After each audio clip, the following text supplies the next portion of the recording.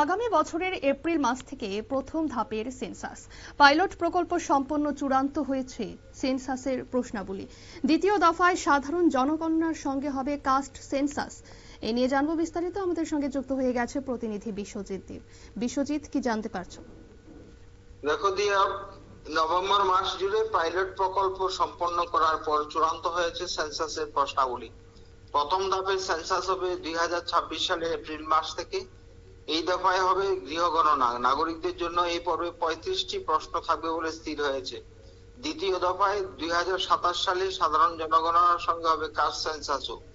এই জনসংখ্যা গণনা প্রধানত ডিজিটালি হবে, মোবাইল অ্যাপের মাধ্যমেই হবে তথ্য সংগ্রহ।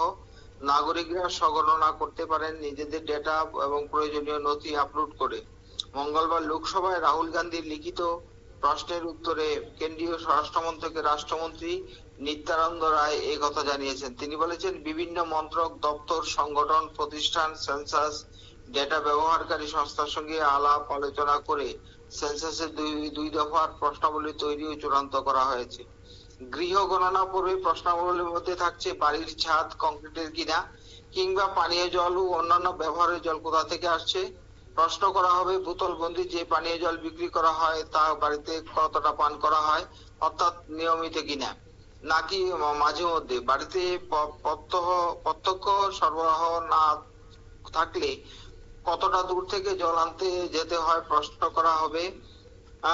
বাড়িতে সাইকেল, স্কুটার কিংবা গাড়ি কোন ধরনের যান রয়েছে। স্মার্টফোন বাড়িতে কতজন ব্যবহার করে। 51 পরিবার হলে কতজন দম্পতি ও তাদের সন্তানরা একই বাড়িতে থাকে।